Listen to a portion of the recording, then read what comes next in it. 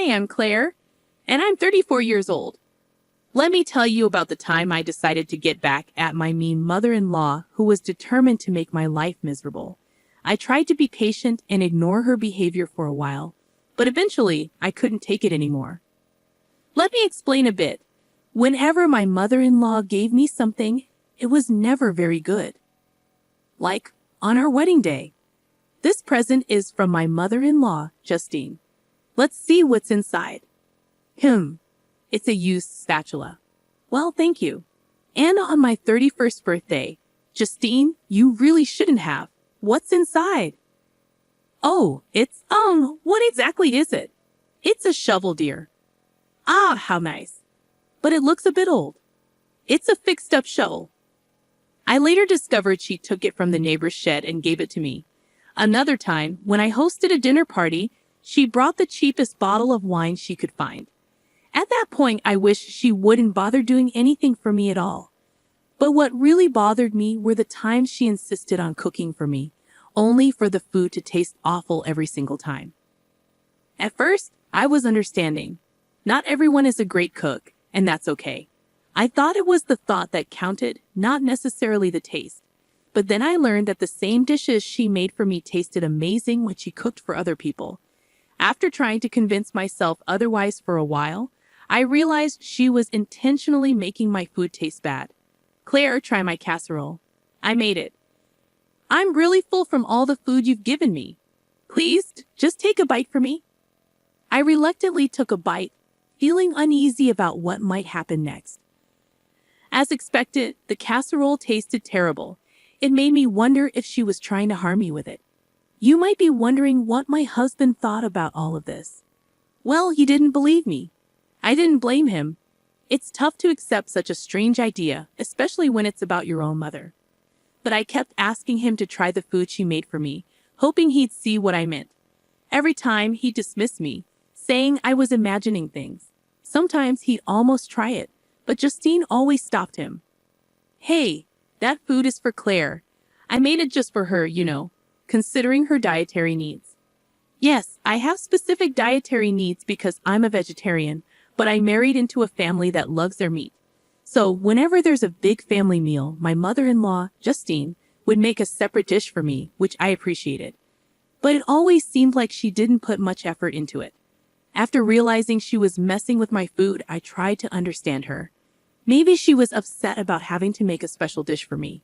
But that didn't explain why she gave me terrible gifts all the time. I tried to give her the benefit of the doubt until a few months ago. I invited a coworker who's also a vegetarian to a family cookout. Justine made 2 vegetarian dishes, one for my coworker and one for me. I tasted my coworker's dish secretly, and it was delicious, but mine was awful. It was clear that Justine could cook well. When I told my husband Liam about it, he just brushed it off. Oh, come on, Claire, you're overreacting and being a bit rude. I'm telling you, she's intentionally messing with my food. She doesn't want to make good food for me. Even if the food isn't great, which I doubt, what do you expect from her? She's just one person. Maybe you could help her out in the kitchen, especially with vegetarian dishes. I've offered to help many times, but she gets defensive and thinks I don't like her cooking. Which you don't. And when I suggest things, she gets upset. There's no pleasing her. Maybe you should bring your own food to gatherings then, even if it seems rude. It's not like you have a serious allergy. You're just a vegetarian, and everyone can make vegetarian food. But remember Lucy, your coworker? She was nice. Yeah, Lucy's food was great, even the vegetarian dishes. They both took a moment to think about everything. Liam sat down on the bed, thinking deeply. Well, say something, Claire urged. Look, you're my wife, and I love you. I want to trust you, but I think you might be imagining things. I understand that my mom can be odd with gifts, but sabotaging your food. That's really messed up and dangerous, isn't it? Exactly. One time, I swear I smelled bleach in my food. I had to make an excuse to go to the bathroom so I wouldn't have to eat it. Claire, maybe because you and my mom don't get along, you're seeing her differently than the rest of us. She's a fantastic cook. I agree. After trying Lucy's food tonight, I'm sure she can cook well, but for some reason, she doesn't put in the effort with me. Enough! I won't let you talk badly about my mom anymore. She's a great cook. You're imagining things. I was frustrated. How many times did I have to convince him I was telling the truth? I decided to prove it. I waited for the next family gathering to make my move. About a month later, my mother-in-law called. I'm good, thank you. How about you? Oh, I'm excited. We're having another family gathering this weekend to celebrate Uncle JJ's return from France. Can you and Liam make it? Of course, Justine. We wouldn't miss it. Oh, that's great.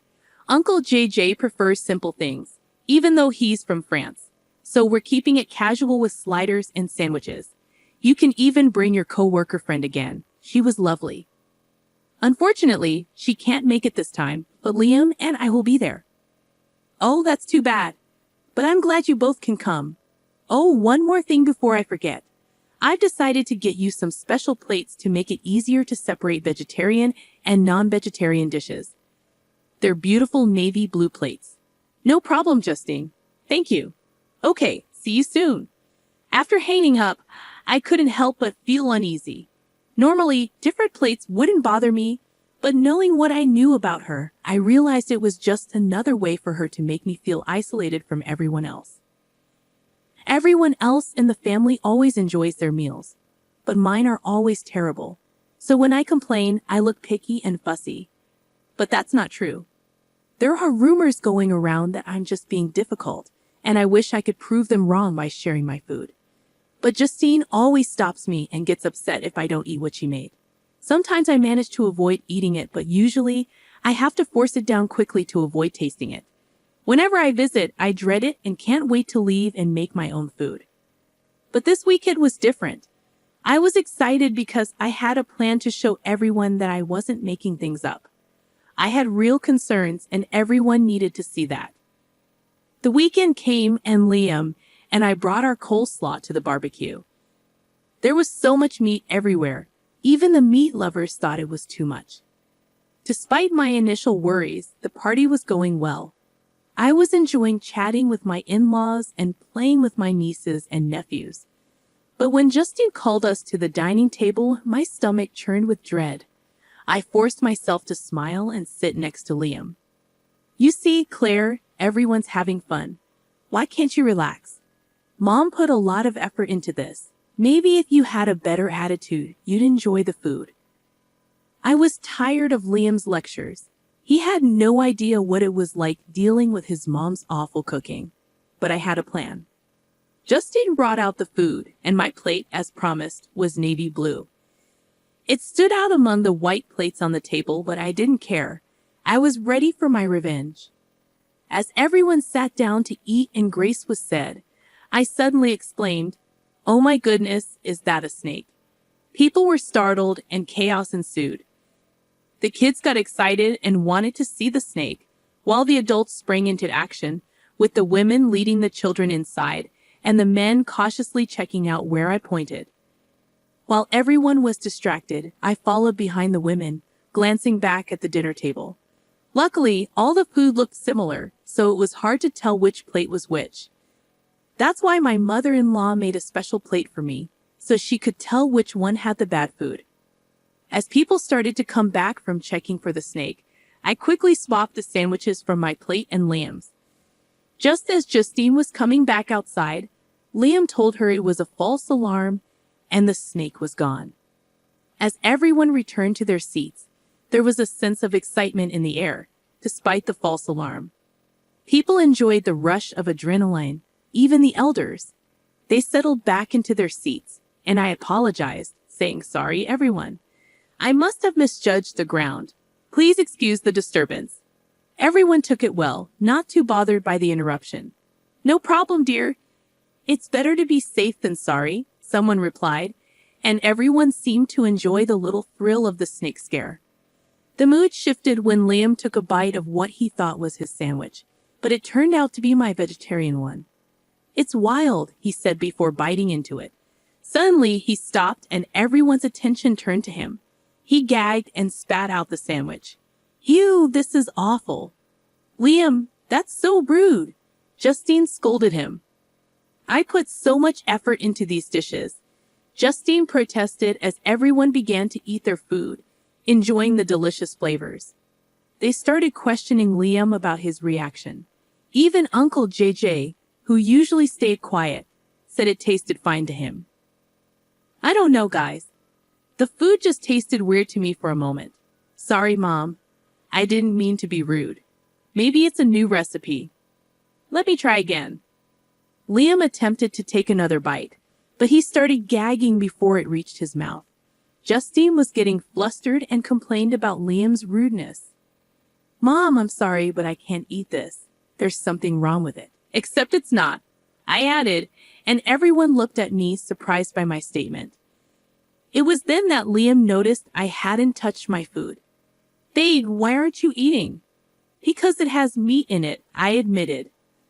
The table fell silent, and I saw understanding dawn in Liam's eyes.